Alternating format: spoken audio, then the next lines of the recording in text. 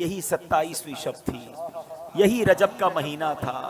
میرے آقا حضرت ام ہانی رضی اللہ تعالیٰ عنہ کے گھر آرام کر رہے ہیں کہ جبریل امین جو فرشتوں کے سردار ہیں نبی پاک کے دربار میں آتے ہیں۔ آرام سے جگاؤں کیسے؟ رب کا حکم ہے کہ محبوب کو بلایا جائے، مگر محبوب آرام کر رہے ہیں۔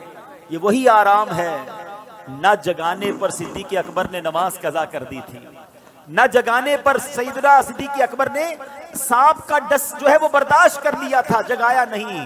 اور مولا علی نے دیکھا کہ عصر کی نماز جاتی ہے تو چلی جائے، آقا کے آرام میں خلل نہ آئے، اب جبریل امین کو جگانا ہے۔ اللہ اکبر، بلاوا رب کی طرف سے ہے۔ تو اعلیٰ حضرت نے گویا قصیدہ معراج میں کہا کہ فرمایا یہی سما تھا کہ پے کے رحمت، خبر یہ لایا کہ چلیے حضرت، ذرا سمجھیے گا بات کو، کیا خبر لایا کہ چلیے حضرت تمہاری خاطر کشادہ ہیں۔ کیا کشادہ ہیں؟ جو کلیم پر بند راستے تھے۔ نبی پاک کو حتیم میں لایا گیا، وہاں نبی پاک کے سینہ اقدس کو چیرا گیا اور اس میں نور کی برسات کی گئی، حکمتیں داخل کی گئی، پھر سینہ اقدس کو بند کر دیا گیا۔ آج لوگ کہتے ہیں سائنس نے بڑی ترقی کر لی ہے، اوپن ہارٹ سرجری ہوتی ہے۔ سنو، 1450 سال پہلے ایک بار نہیں، نبی پاک کی 4 بار اوپن ہارٹ سرجری ہوئی، مگر یہ کیسی سرجری تھی؟ نہ کوئی تکلیف ہے، آقا دیکھ رہے ہیں کہ دل کو باہر نکالا گیا ہے اور نبی پاک کے سامنے نور ڈالا جا رہا ہے۔ اللہ اکبر، یہ بھی نبی پاک کا معجزہ ہے۔ اور پھر وہ سفر شروع ہوتا ہے۔ اب نبی پاک مکہ پاک سے بیت المقدس جاتے ہیں۔ سبحان اللہ، بیت المقدس کا سفر یہ براق پر کیا جاتا ہے۔ نبی پاک علیہ الصلوۃ والسلام اب پہنچتے ہیں اس جگہ پر جسے ہم بیت المقدس کہتے ہیں۔ بیت المقدس ویسے بھی دیکھنے کی بڑی تمنا ہے، لیکن جب سے یہ پڑھا ہے اور جب پڑھتے ہیں ایک دل میں عجب تمنا جاگ اٹھتی ہے۔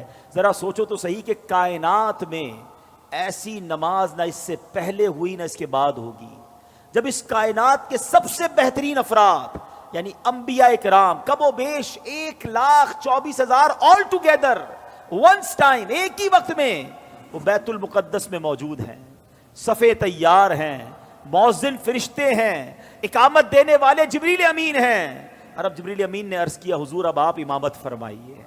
امام الانبیاء میرے آقا امامت فرما رہے ہیں۔ سبحان اللہ، سیدی اعلیٰ حضرت امام اہل سنت بڑی پیاری بات لکھتے ہیں، فرماتے کہ وجہ کیا تھی؟ معراج کی رات کی جماعت کیوں جو ہے وہ سجائی گئی، یہ بلایا کیوں گیا سب کو؟ سبحان اللہ، رہتی دنیا کو یہ بتانا تھا۔ اعلیٰ حضرت کہتے ہیں نماز اقصیٰ میں تھا یہی سر، سر کہتے راز کو، عیاں کہتے ظاہر ہونا۔ فرماتے نماز اقصیٰ میں تھا یہی سر، یہی راز تھا کہ عیاں ہو مانائے اول آخر، پتہ چل جائے دنیا کو کون اول ہے کون آخر ہے دست بستہ پیچھے حاضر، سارے ہاتھ باندھے کھڑے ہیں، کون؟ جو سلطنت آگے کر گئے تھے۔ اقصیٰ میں سواری جب پہنچی، اقصیٰ میں سواری جب پہنچی، جبریل نے بڑھ کے کہی تکبیر۔ اقصیٰ میں سواری جب پہنچی، جبریل نے بڑھ کے پڑھی تکبیر۔ نبیوں کی امامت اب بڑھ کر سلطان جہاں فرماتے ہیں، اللہ اللہ کہو، اللہ اللہ اللہ اللہ اللہ اللہ کہو، اللہ اللہ۔ اب نماز سے میرے آقا فارغ ہوئے، اب آسمان کے سفر کی تیاری ہے۔ اب سفر آسمان میں وہی براق ہے، وہی بارات ہے، وہی دولہا ہے، وہی باراتی ہیں۔ آن کی آن میں پہلا آسمان آ گیا، اور اللہ کے حبیب کا یہ سفر کتنا فاسٹ ہوا، نبی پاک آگے بڑھتے گئے، اب سدرۃ المنتہا آ گیا۔ اب یہاں جو ساتھی ہے جو ام ہانی کے گھر سے لے کر ساتھ جا رہے جبریل امین، وہ عرض کرتے ہیں کہ حضور بس اب یہاں سے آگے میں نہیں جا سکوں گا، یہ میری لمٹ ہے، اس سے آگے گیا تو میرے پر جل جائیں گے۔ اللہ اکبر، اب اس کے آگے فقط رب کے حبیب جا رہے ہیں۔ یہ وہ مقام ہے کہ جبریل امین بھی پیچھے رہ گئے۔ اللہ اکبر، اب جناب نبی پاک علیہ الصلوۃ والسلام جب آگے جاتے ہیں، جبریل ٹھہر کر سدرا پر بولے جو بڑے ہم ایک قدم، جل جائیں گے سارے بالوں پر، اب ہم تو یہیں رہ جاتے ہیں۔ جبریل ٹھہر کر سدرا پر بولے جو بڑے ہم ایک قدم جل جائیں گے سارے بالوں پر، اب ہم تو یہی رہ جاتے ہیں۔ اللہ اللہ کہو، اللہ اللہ اللہ اللہ اللہ اللہ کہو، اللہ اللہ۔ نبی پاک کا جو اگلا سفر ہے نا، اس کے بارے میں کوئی کچھ نہیں بتا سکتا کہ وہاں کیا ہوا، کتنی دیر دیدار ہوا، اللہ نے اپنے حبیب کو کیا دیا، حبیب پاک نے کیا لیا۔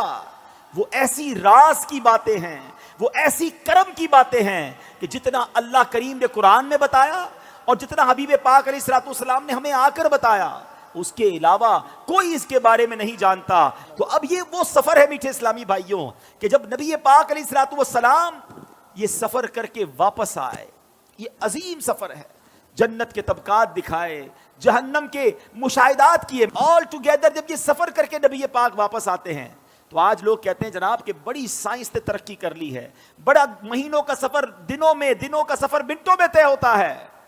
لیکن میرے آقا کے اس سفر میں جس میں ہزاروں سال کا یہ ٹریول ہے، علماء کہتے ہیں اگر اس کو لاجیکلی کیلکولیٹ کریں نا تو یہ کئی ہزار سالوں کا سفر بنتا ہے۔ مگر نبی پاک جب واپس آئے تو جو دروازہ کھولتے وقت کنڈی ہل رہی تھی وہ اب بھی ہل رہی ہے، جو بستر چھوڑ کے میرے آقا گئے وہ بستر اب بھی گرم ہے۔ آقا نے وضو کیا تھا، ہم وضو کرتے زمین پر پانی بہتا ہے، راوی لکھتے نبی پاک آئے وہ پانی ابھی بھی بہ رہا تھا۔ تو ہو سکتا ہے آج کا یہ ماڈرن دور کوئی ماڈرن نوجوان آ کر کہے، سائنسدان آ کر کہے کہ جناب اب تو سائنس نے اتنی ترقی کر لی، تمہارے نبی تو اونٹوں اور گھوڑوں پر سفر کرتے تھے، آج ہم جناب چاند پر پہنچ گئے، مریخ پر پہنچ گئے، بڑا راکٹوں کا زمانہ آ گیا ہے، سپر سونک ایئر کرافٹ بن رہے ہیں، آواز کی رفتار سے زیادہ تیز طیارے بن گئے۔ بتاؤ کیا اسلام میں تمہارے نبی کے پاس کوئی ایسا معجزہ ہے جو آج کی سائنس کو جواب دے سکے؟ اللہ اکبر، سنو تو صحیح، ہزاروں سال کا سفر کر کے میرے آقا آتے ہیں اور کنڈی ابھی ہل رہی ہے۔ گویا ہوا یہ کہ کم وقت میں نہیں بلکہ نبی پاک نے یہ سارا سفر نو ٹائم میں کیا، وقت وہی ٹھہرا ہوا تھا۔ ماجرا یہ ہے، اب عشق والا جواب سن لو، دراصل بات یہ ہے کہ میرے آقا تو سارے جہان کی جان ہے نا، جب جان چلی گئی تو جہان رک گیا تھا، آقا واپس آئے جہان نے پھر چلنا شروع کر دیا۔ اعلیٰ حضرت کہتے ہیں نا، وہ جو نہ تھے تو کچھ نہ تھا، وہ جو نہ ہو تو کچھ نہ ہو، جان ہے وہ جہان